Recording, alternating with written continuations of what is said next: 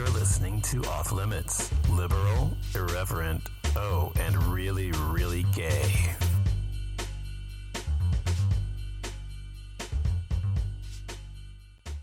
Hi, everybody. Welcome to the Off Limits Show. This is your host, Donovan. Thanks for listening. Wherever you're listening from, thank you for listening. I appreciate it. It is Tuesday, October 4th, 2016. So it is almost towards the end of the year, those last 3 months where we make our way towards Christmas and the New Year's Eve. So we're headed that way already. Halloween's not here yet, but it is on its way. So we'll see how that goes this year. I don't know if any of you are from Dallas, but we have had this weirdness going on lately with these clowns, these evil clowns. I don't know if it's a national thing or if it's just a Dallas thing or what, but they are like all over the fucking place, these clowns. And they're not nice clowns. They're like the mean kind of clowns, you know? They're the ones that are sort of harassing people. They're running into people on trails, like walking trails and running trails and things like that, and car washes and malls and outside their houses and holding bats. And I'm not really sure if they're demanding anything or what, but they're just sort of harassing people and just kind of intimidating people for no good reason. But anyway, that's what's happening here around the Halloween season. And it is, of course, you know, the time of year people play pranks and they do shit like that. And, of course, it's to be expected. But it's not like this has ever happened before. This is the first year I think I've ever in my entire life seen a group of people do something like this just to be, you know, like weird and assholes. Or I don't know if they're making a statement or what the fuck they're doing, honestly. But they're, I don't know, they've got some sort of purpose. I don't know what they're trying to say, but whatever. But anyway, it's been a while since the last show, and I'm trying to do one at least once a month. I've been busy as usual. I'm busy working, blah, blah, blah, all that stuff. But one of the great things I can tell you that I just recently did was go to Hawaii. We went to Hawaii, and we stayed in Honolulu on Waikiki Beach, and we did a lot of great things. And first of all, I'll tell you that the flight over there, you know, I've been to Europe before, and Europe is a similar flight. It's just a long-ass flight, you know, like 9 hours. And especially long when you have to have a layover, to stop and get out, and then, you know, get back on the plane, and then fly another 5.5 hours. But anyway, we certainly had a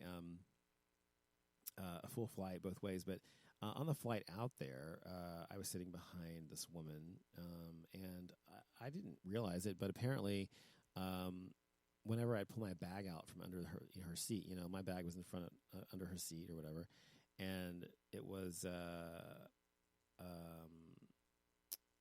apparently disturbing her or something. I don't know. Whenever I do that, and I didn't realize it the first time. Few times I did it, but my husband had said, he said, when I took my headphones off towards the middle of the flight, he said, that woman was making a dirty look at you. I was like, why? She's like, I think you were disturbing her or something. I was like, whatever.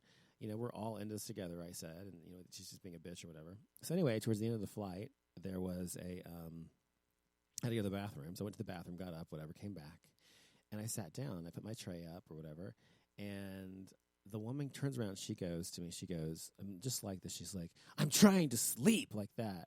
And I was like, well, that's just too fucking bad, or something like that to her. I mean, I just was like not in the mood, and the woman was being such a bitch for no fucking reason. So I basically turned around and told her, you know, to fuck off, essentially, in my way.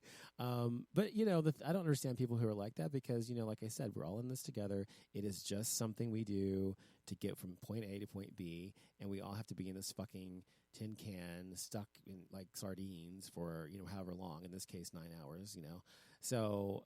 I don't understand people who are just, you know, and I was talking on the other show, on Gay XYZ show. By the way, if you haven't heard the Gay XYZ show with myself and Christian and Jason, be sure to check out that podcast every Tuesday at 9 p.m. sharp Central Time at gayxyz.com. So anyway, I was talking about on that show last week and how we had, you know, how we're all in this together. And I don't understand people who act like that when there's really no purpose in it, and it's really just, you know, not conducive to anything and just being a fucking bitch, you know, whatever. She's just being a fucking bitch. And, like, everything revolves around her, and, like, everyone's there so that she can sleep and cater to her needs, you know. So people were doing that behind my seat too. Not intentionally, and I wasn't doing it intentionally to her at first. But so we had like maybe 20, 40 minutes left of the flight. And I made sure whenever I put my tray up or I pulled my bag out, I made it, a big grand gesture of doing it so I'd move her seat or something because I wanted to be a bitch about it. And she was a bitch. So anyway, that was how my flight went over there. And when we got there, when we landed, I had we went to our hotel, whatever. We exhausted the next day, woke up. And so that week, what we did in the confines of that week basically were to actually go to Diamond Head. We hiked Diamond Head. We hiked up a trail called Manoa Falls, which is fucking beautiful, by the way. And by the way, I need to post the video on my on the Off Limits Show website because at the end of the falls, the very top of the falls, get there. It's really beautiful and gorgeous. It's a huge waterfall, and you hike, like a mile and a half to get there. And we got there.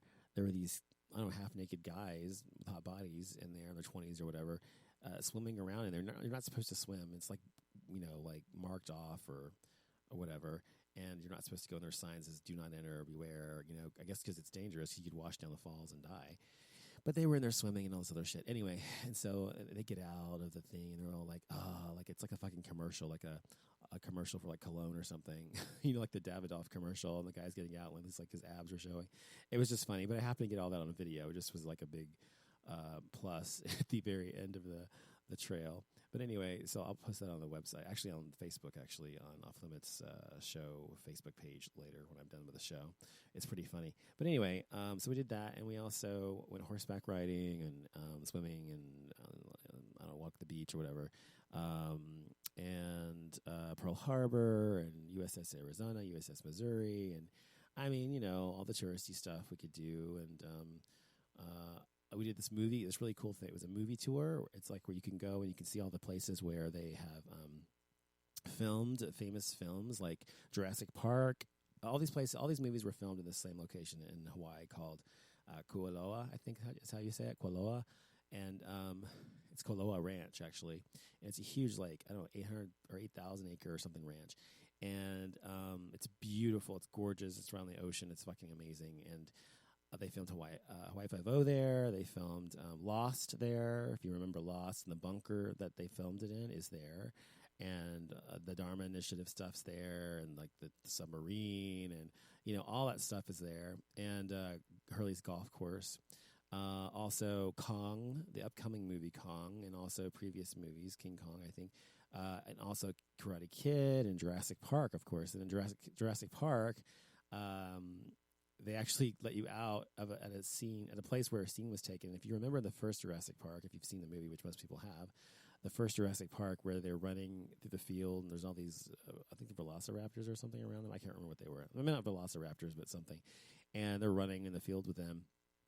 And all of a sudden you hear the T-Rex and they start to hide behind this wood, this big piece of bark or wood or tree trunk or something.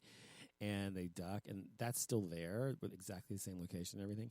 And so you can actually film it like you're about to be attacked by a dinosaur. And so the tour guide takes this little miniature dinosaur, and she puts it in front of the camera lens, and she takes your picture, and you're looking at it like you're like about to get eaten by the dinosaur. And she actually it makes it look like you're actually about to get eaten by the dinosaur. Basically, it was pretty fucking funny. Anyway, and there were people like she was telling this one family, they had their baby in their hands, and she said, "Hold the baby out towards the dinosaur like you're offering it as an offer or something. Take the baby instead of me." It was just really funny. Anyway, you had to be there. But anyway, it was fun. But anyway, it was a lot of fun. It was a beautiful place, and the people there were so fucking nice, and generally speaking, were very nice. And there's the aloha spirit or whatever they say, and there really is a spirit about Hawaii where people are just gracious and kind and welcoming. That's just the culture there, really. I mean, the natives anyway. And there's also, it's very expensive. I mean, relatively speaking, I mean, my burger was like $16 that I had there. One of the burgers I had and other stuff. It's all very expensive, but I mean, it's not much more expensive than maybe New York or San Francisco or something, but probably a little more. But yeah, and the other thing you'll know if you ever go to Hawaii, get to go, is that everyone there moves at a snail's pace. It's like so slow. Everybody just moves so slowly. It's so slow. Everybody's on their own time. No one's in any hurry. And if you're in a hurry, you're just going to be frustrated because everybody just takes their fucking time. Like, they do have all the time in the world, which I guess they do. But it's like they're on island time, you know? So, anyway, it was a lot of fun. I had a great time. And I definitely want to go back someday. I would love to, like, have a place there, you know, like to visit once a year or something for a vacation. That'd be awesome. But I don't think I would live there. It's too remote and far removed from, like, the mainland and all that stuff, you know? I'd feel like I was too isolated, so I don't think I would like that. and I am someone who likes big cities and stuff like that, so I don't think I would do that. But anyway, that's what I did on my time off from this show and other things, as well as many other things. Also, I don't know if I said or mentioned, but I got 2 dogs a few months ago. We got 2 dogs, Jax and Raven, and they are Australian Shepherds. They're now 9 months old. And they're fucking awesome. I love them to death. They're sweet. They're lovable, loving. They're very smart, very intelligent, and they're both very athletic. And they're just a lot of fun to have and be around. Of course, you know, puppies always are. But they also are a lot of fucking work. You know, I mean, not so much now as they were when we first got them, when they were chewing everything up in sight, and you know, they still chew up shoes and that sort of thing. But you know, whatever. That's puppies for you. But anyway, I love them to death. They're like our kids, so we love them. But I got some new puppies. I don't know if I talked about it on the show yet or not, but thought I would mention that as well. But anyway, what I wanted to talk about tonight basically was the 2016 election and my astonishment at how we are even at a point where people think that there is a decision to make between Donald Trump and Hillary Clinton because it's Donald Trump. I mean, have you seen what the man has said? Have you heard what he said? Have you listened to the man? And I have a lot to say about this because, you know, I've been on my other shows, you know, like I said, mentioned earlier, the Gay XYZ show, and I've talked about him, and the guys know I get really worked up about Donald Trump. I can't fucking stand Donald Trump. He's a fucking horrible person, a human being, and I always felt that way about him, not just now, after having been, you know, on TV all the time and getting to know him even more. I've just always found him to be abhorrent, an abhorrent human being, really, honestly, truly. And so him actually being the nominee for the Republican Party as president is just astonishing to me. It's not so surprising because I've never had a lot of faith in the humanity or whatever anyway. But to say that this man, that, you know, there are enough people in this country that wanted this man to be president is the fucking scariest thing I can ever imagine. I mean, truthfully, why, oh why, oh why? Why the fuck would you elect or want to elect this man to the presidency? Now, so people will talk a lot about him and Hillary, and you know, I run into fucking right-wingers who are like, oh, he's such a fucking... Or Hillary's a fucking liar. She's a liar. She's a liar. Or she's this or she's that or whatever. You know, there's nothing that they've ever said about her that's even remotely as bad as what they could say about Donald Trump. And they still will vote for him, no matter the fact that he's said horrible things about women, men, gays, Muslims, kids, just poor people, everyone. I mean, I can't think of anyone who hasn't offended yet. Regardless of the fact that he has said all these horrible things, almost like he's trying to get not nominated for president, people still vote for him, and people still want him as president because they hate Hillary Clinton so much. And I think that people who vote based on things like this are first ignorant and stupid, because why would you want to put someone in office who's actually going to say these things and be the leader of the free world, as they say, when you're the president of the United States, and have to interact with people around the world. And he's got a huge ego and a very, very small short temper, and probably a teeny tiny penis as well. I mean, the man is just the epitome of insecure and bombastic and loud. He's just the epitome of disgustingness. I mean, he's everything. And chauvinistic. He's just a horrible person. He doesn't pay taxes. Anyway, so watching the fucking debate that happened last week, you know, was, of course, I was happy about because he did so poorly and he showed his true colors through and through. And Hillary was able to bait him, and he actually fell for it because he's an idiot and doesn't know what he's doing. Has never probably ever really debated anyone either. And she's a pro at this. And, you know, of course, at one point in the evening, he says to her, well, you're so prepared and you're so, you know, you're so measured and what we're going to say, blah, blah, blah. She's like, well, yeah, Donald, I am prepared. And something else I'm prepared for, and that's to be president of the United States. And that was, of course, you know, a drop the mic moment, as well as others she had, like being, she talked about the fact that she was, about stamina when he accused her of not having the stamina because she had pneumonia the week before and she almost fainted or whatever at going to the car. And so now the Republicans are all trying to play up the fact that she has no stamina and she cannot, you know, be president because she'll get sick and die or whatever. And she tells him, you know, when you've done this, and this, basically all the things she's done as Secretary of State and, you know, negotiated the release of prisoners and with heads of state and all the things she's done and being interviewed by Congress for 11 hours on an investigative committee. Then we can talk about stamina, she said. And that's right. And it doesn't matter if you like Hillary Clinton or not. It doesn't matter if you like Donald Trump or not. If you look at them objectively and you look at what they stand for, then why in the fucking world would you vote for Donald Trump? And you would also think that as a gay person, if you're gay listening to this show, why would you ever fucking vote for Donald Trump, right? Because he doesn't really support gay rights. He's actually even said he wants to overturn all of the gay, all the progress we've made for gay rights in the past 10 years when he gets into office. And he is not a friend of the gays at all, socially. But I was talking to my photographer today. I have a photographer that I've had for years that I work with for my business to take pictures of my architecture and design, interior design, architecture of houses and things like that I've done, and buildings. And anyway, he was doing a photo shoot of a kitchen I did today.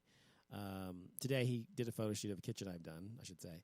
And we were talking about politics while he was taking pictures and stuff. And he was talking about the fact that he had some friends. Oh, yeah, he had some friends in Houston or San Antonio or somewhere. And they actually are like multimillionaires, they have several $100 million in the bank in real estate they made or whatever in Houston or around the world or whatever. And they're a gay couple and they've been together for a while, whatever. And they vote Republican. And I was shocked, and he said he's shocked by the fact that they would. But we discussed it, and we decided that the reason that people like that vote for Republicans is because, and they themselves said, he said, they are concerned with fiscal conservatism, and they don't want to be taxed anymore. They want all the tax breaks they can get, being wealthy as they are. They want to stay wealthy and get wealthier. And I asked him, how much fucking money do you need? If you have hundreds of millions of dollars in the bank and you're a homosexual couple, and how much fucking money do you need? It's unlikely you have children. You're going to leave it to anyway. I mean, they may, but whatever the case is, you don't need more. I mean, there's only so much. There's a certain point and level of wealth that you reach where you can't really feel the effects of having more money because you can only spend so much and you can't take it with you. So why would these people vote for Donald Trump? Well, they vote for him because they know he will keep his promise to keep the rich richer, get the rich richer, and keep the rich where they are at least, and tax everyone else. And they're not at all concerned with civil liberties and civil rights. They're only concerned with the bottom line financially. And I found that to be disgusting. And that's really generally the main distinction for me, and I've said this before, between a Democrat and a Republican. You know, a Democrat has a heart and a Republican has a fat wallet, basically. You know, Republicans don't give a fuck about anyone but themselves. They only care about what's in it for them, especially if it comes to money, making money in business, etc. That's the general feeling about most Republicans because that's generally true. And, you know, there's a reason that Democrats are called bleeding heart liberals because we, being liberals, are people who give a fuck. We care about our common man. We care about humanity as a whole. We care about the world that we live in, protecting the environment. We care about protecting children and families and women and single mothers and people who can't afford to live a above the poverty line. We want to help those people because we can. Because all together we can accomplish and achieve these things and make the world a better place. Education, whatever, civil rights, everything. All these things are very important to liberals because they are important as a collective, in a collective human experience. Unlike with Republicans who are only fucking caring about what's in it for them and their big mansions and their houses. So that is the distinction, and that is why I'm a liberal, because I give a fuck about other people, and it's about what I can do for not just for myself, but for everyone, making the world better for everyone, and not just for me. And so that is also the distinction, one of the main distinctions between Hillary Clinton, whom has devoted her life and her career to helping others. And, yes, she's gotten rich along the way, as she should, because she has done what she should to do that. Her husband was president, and she's been Secretary of State, and she's been a senator, and she's been a first lady, and now hopefully she'll be president. I mean, she's earned the money she's received by writing books and speaking and all the things she's done. And whether it comes from Saudi Arabia or oil companies or wherever it comes from, she's earned the money.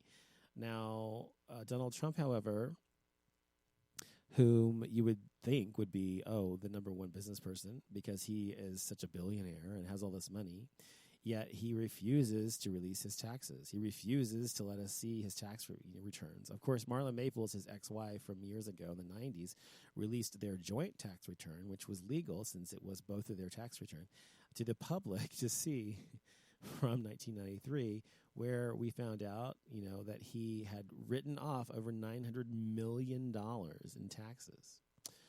Almost $1 billion he wrote off in taxes. And because of bad investments in casinos and things like that. And like Hillary Clinton said today, if you can't make a buck running a casino, I don't know where you can make a buck. I mean, that's nothing ever said was truer than that. I mean, if you can't fucking run a casino and make money where the house almost always wins, I mean, what are you fucking doing wrong? The guy's a fucking moron. He's a bad businessman. He's a misogynist. He's a homophobe. He's transphobic. He's anti-black and racist as well, in general, against Hispanics and blacks and anyone who's not a heterosexual white Anglo-Saxon Protestant male. And so he is the epitome of what's wrong with the United States. But he also represents a huge faction of this country that's fucking scared shitless. They're fucking scared to death that they're going to lose the prestige and the privilege that they've enjoyed in this country for over 300 years. Because that was the predominant race that founded this country, and that was the predominant race that became, presidents and everything else, and that was the predominant race that oppressed other cultures like blacks and Hispanics and Asians in this country so that they couldn't rise up to be on the same level. So now that that's happening, regardless of their efforts, they're fucking scared shitless that they're going to lose all these things. And I understand that must be scary for them. That must be very scary for people whom have enjoyed that level of privilege their entire lives. And I understand it because I come from two sides of the racial divide. My dad is black and my mother is white, and I've seen and been around both sides of my family throughout my life, and I understand both sides of the coin. I also understand it as being someone who's biracial, and that's its own thing. And so I understand the privilege they enjoy because there's times in my life where people perceive me as being white. There's times in my life where people perceive me as being Hispanic or black or Asian. All these things have been people have perceived me as because of various incarnations of my adulthood or growing up and evolving physically as I grew up. It depended on what age I was. I looked different in races, basically. And so anyway, because of that, I experienced basically the multitude, the rainbow of experiences that people experience in this world because people, even though I am what I am racially, because I was perceived as all these different races throughout my life, depending on what point of my life you're talking about, I understood what it meant to feel, what it felt like to be a white person and to have privilege and how you were treated differently than someone who was perceived not to be white in the same instance, in the same moment. I understood because I would maybe be myself and around relatives from my dad's side, and I was treated completely differently than they were. And then I understood what it's like to be treated Hispanic or or black. I mean, I understood all these things. So I understand all of these experiences to some degree because of that. And so I understand where their fear comes from, but that doesn't make it right, and it doesn't make it acceptable to be a racist or to be an oppressor or prejudiced or all these things that Donald Trump is. And for people who vote for him to actually want him to be president, people who do that, I'm sorry, I don't want them as friends or anything. And because this is not just a presidential election, this is about a basic morality, a basic level of humanity that is lacking in a huge number of people in this country. And so if someone is a Trump supporter, that says a lot to me about their character and who they are. And I have no interest in being around them or being friends with them or wanting to know them. And just as like the woman from McKinney, Texas, who had her Trump sign burned a few weeks ago or months ago in her front yard, I said that she had every right, and she has every right, to have a Trump sign in her front yard and without it being burned or someone defacing it or whatever, even though I can't fucking stand Trump. I can't stand what she stands for or what he stands for. So I definitely agree that should never have happened because it shouldn't happen to anyone. But when she has the Trump signs all over her fucking yard and she has posters and billboards and shit like that and everywhere, and she's on a video saying how Hillary's a fucking criminal basically and she's disgusting, and how Trump's going to save America and from all the Mexicans, the blacks, and the gays, and whatever. She's just a abhorrent person, just like Trump is.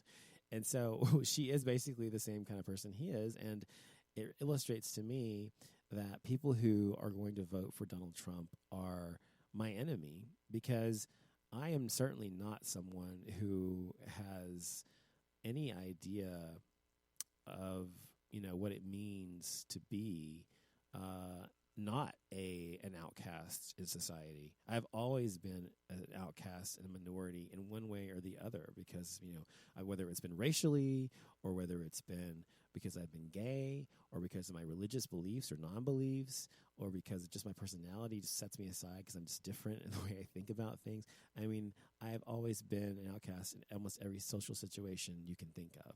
So I am certainly someone who's understanding that there is a distinction between these things, and people who are against those things are against me. People who are against equality for people are against me, and I find them to be disgusting.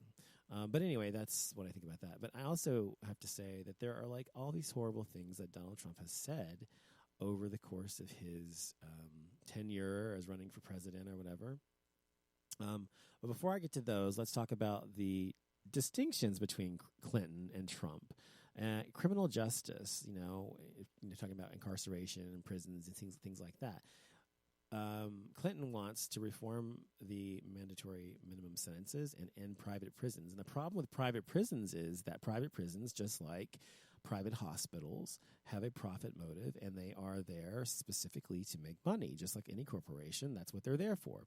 However, when you're dealing with with human, what's the word I'm looking for? With a human commodity, you're dealing with people and their lives and their livelihood. You have to feed them and bathe them and clothe them and make them healthy and keep them healthy and all these things. And it's all their lives you're contending with here, whether it's the hospitals or the criminal justice system.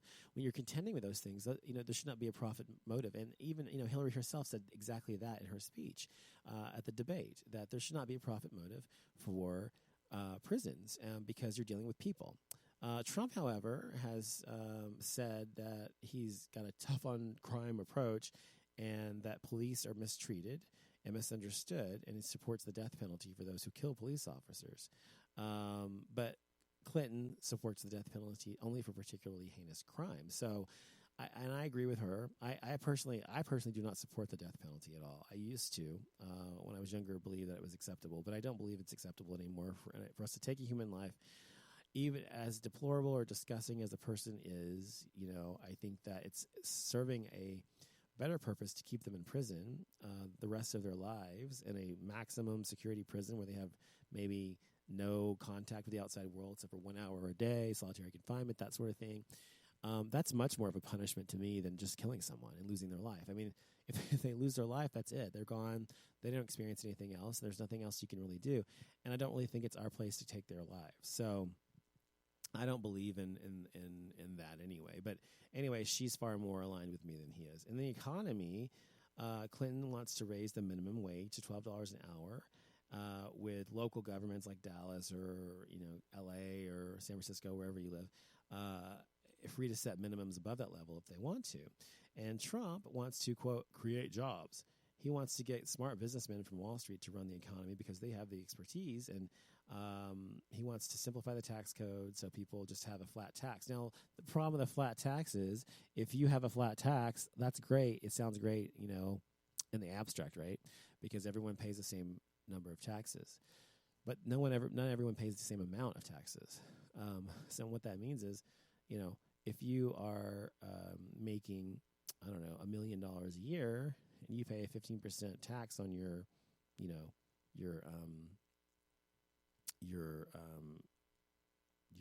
income every year, that's only going to be $150,000 or something. So if you pay $150,000 out of $1 million, you still have $850,000 left to spend in that entire year. So you have far more money than you need to survive. However, if you're someone who makes only $30,000 a year, and you pay a 15% tax on your income every year, that's a much more meaningful amount to you than it is to a millionaire. It's going to hurt you, and it's going to take away from your livelihood, and it's going to make your life harder. So that's why a flat tax is unfair, and that's why a graduated tax system is more favorable, in my opinion. And Clinton agrees with that, and Trump does not. The environment, Trump actually says that global warming is an expensive hoax. He said that in a tweet in 2014. And he definitely believes in using more coal and fracking and oil, all the things that hurt the environment, basically, and getting away from giving money to the Environmental Protection Agency. And Clinton's on the other side of the fence and wants to give more money and invest in solar panels and wind energy and renewable resources, which is good, and reduce oil companies' hold on America and give more money to the EPA. So, I mean, these people could not be more different. Foreign policy, Clinton was the Secretary of State. She knows a lot about this, but she definitely has given a lot of support to what Obama has done already. And Trump, he says basically America first, stay unpredictable, just go fucking nuke them off the face of the earth if they do something wrong to us. So, yeah, that's who you want to be as president. Gun control, Clinton wants to strengthen background checks and close loopholes. Trump wants the Second Amendment to stay exactly as it is and no changes. Healthcare, Clinton wants to keep Obamacare and also possibly make it a single-payer system, which is what we all should have. And Trump wants to repeal Obamacare, of course, and cut Medicaid and Medicare, which helps millions of people in this country every year. And he says now he's pro-life, even though in the past he said he was pro-choice. Immigration, Clinton wants to have a pathway to citizenship, and Trump wants to build a wall along the border because that's really going to fucking keep them out, idiots. And then, of course, education. Clinton says students should never have to borrow to pay for tuition, books, and fees to attend a 4-year public college, and she wants to make it free for everyone. Students will just contribute their earnings for working 10 hours a week and in exchange for a free education, which I think is perfectly fair.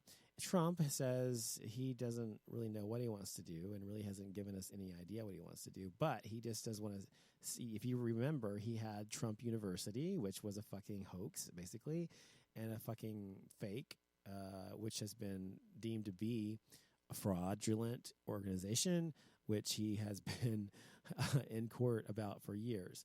So these are just some of the things that are different between Trump and Hillary Clinton. Now, most of the people who listen to this show are not going to have any kind of problem with what I'm saying, and I'm not going to change any minds, I'm sure, but I just wanted to mention some of the things because people, on the right will always say this and that and this and that. The thing is, the people on the right, especially Trump himself, will just say shit, and it doesn't mean fucking thing. They just say shit, or they make shit up, or they parrot stuff they've heard online, even though there's no merit to it. Just because you read it online doesn't make it true. So my advice is to everyone to always go and research. any quotes or anything anyone has said, because that way you can find out what the truth is, because all politicians lie to some degree, or at least bend the truth. Trump is just a pathological fucking liar and will just say shit. Even when you tell him that you're wrong, we have facts that you're wrong, he still says, no, you're wrong. So, I mean, the guy's fucking narcissistic moron. But anyway, so be sure to always defend this. And you have got to fucking get out there and vote. I don't care where you are, vote. Fucking vote. If you don't vote and we end up with fucking Trump as president, I will fucking come to your home and fucking murder you. I swear. This is fucking ridiculous. Because if you don't vote, then your voice is not heard. Don't you want to have your voice heard, for God's sakes? Just fucking vote. It's not that fucking hard. It's one fucking, probably 30 fucking minutes out of your life, of a whole fucking 4 years, maybe 1 hour, maybe at the max. And if you go vote, then you have made your voice heard. And if your candidate doesn't win, but you, at least you know you put your voice out there and you tried to make a difference. You did make a difference to some degree. But fucking vote, people. I don't care if you're old, young, or in the middle like me. Vote, for God's sakes. Fucking vote. Okay. So also, I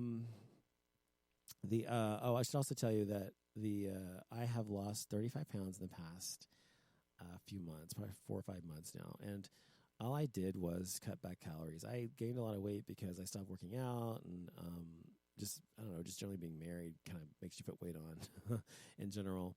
People who are married probably know what I mean.